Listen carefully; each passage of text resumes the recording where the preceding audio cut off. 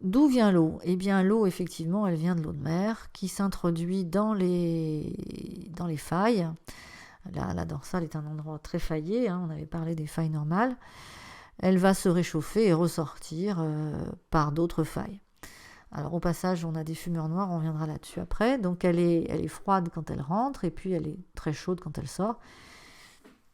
Et quand elle est chaude, elle est chargée de minéraux qui donnent cette couleur noire.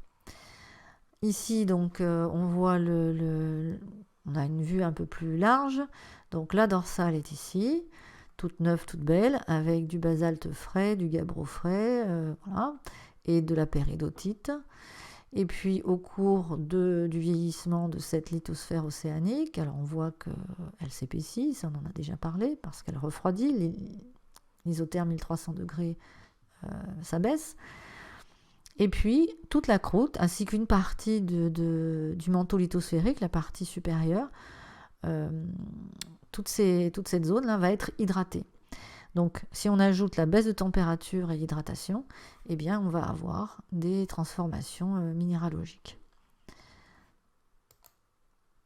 C'est dans votre livre aussi, donc c'était le même document qu'on a vu tout à l'heure, présenté différemment, donc avec le solidus du gabbro, les réactions chimiques qui se passent ici, et puis alors ils ont numéroté les gabbros. Donc le gabbro 1, c'est le gabbro tout frais au niveau de la dorsale. Vous voyez, il est tout chaud, il sort du four, on pourrait dire, et puis au fur et à mesure de son éloignement de la dorsale, il refroidit, et du coup on va avoir des réactions, à condition évidemment qu'il soit hydraté, on va avoir des réactions métamorphiques.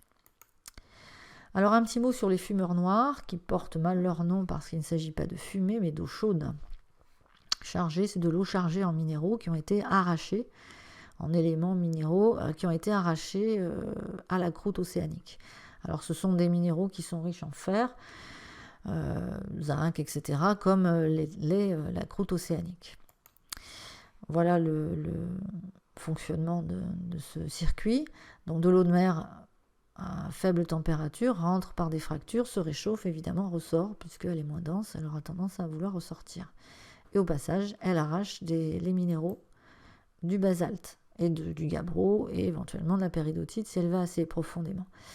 Alors ce sont des concrétions, les fumeurs, ces cheminées grandissent avec l'âge au fur et à mesure des dépôts et des concrétions ici. Voilà, donc tout ça c'est dans votre livre. Et puis, grosse surprise, parce que les fumeurs noirs, on les avait anticipés, les géologues savaient qu'on allait en trouver, enfin disons, le supposaient. Et par contre, là, il y a eu un peu plus de surprise, donc on a découvert, non loin de ces fumeurs noirs, tout un écosystème, avec notamment cet animal très curieux, ce qui est un ver géant, alors qui est dans cette petite enveloppe, et là on voit une espèce de ces grandes branchies là, qui sortent. Pas très loin également, vous avez donc des moules, des crabes, là c'est une espèce de mini calamar, enfin je sais pas trop, des crevettes, voilà, tout un écosystème qui ne dépend pas de la lumière, puisque on est à des profondeurs où c'est tout noir, évidemment, la lumière du soleil n'arrive pas. En fait, à la base de cet écosystème, on a des bactéries qui réalisent une chimiosynthèse. Donc, au lieu de fabriquer des molécules organiques à partir de l'énergie lumineuse, eh bien, elles tirent de l'énergie de réactions chimiques qui utilisent donc le soufre qui sort de ces fumeurs noirs. Et ces réactions avec cette énergie et des minéraux, elles vont fabriquer des molécules organiques. Ces molécules organiques vont être consommées par ces grands vers et eux-mêmes vont servir de nourriture à tout un tas d'autres êtres vivants. Donc voilà, vous avez un écosystème qui ne dépend pas de la lumière du soleil et donc de la photosynthèse. Un peu plus loin de la dorsale, on peut trouver également des fumeurs blancs. Donc en fait, l'eau qui en sort est un peu plus froide, donc l'essentiel des minéraux colorés est resté dans la croûte ici. Donc l'eau est plus claire et c'est pour ça qu'on appelle ça des fumeurs blancs.